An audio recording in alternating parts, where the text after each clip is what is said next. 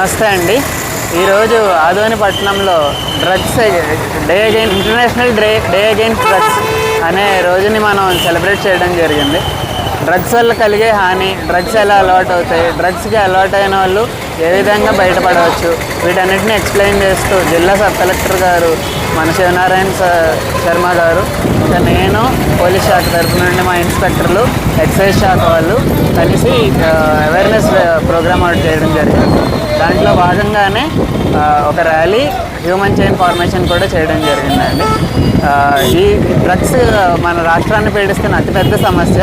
దీన్ని అరికట్టడం కోసం మన ఆనరబుల్ సీఎం అండ్ గవర్నమెంట్ చాలా స్ట్రిక్ట్గా మెజర్స్ తీసుకుంటున్నాయి. 100 daysలో దీన్ని ఎలా అయినా తగ్గించాలని మనం అనుకుంటున్నాము.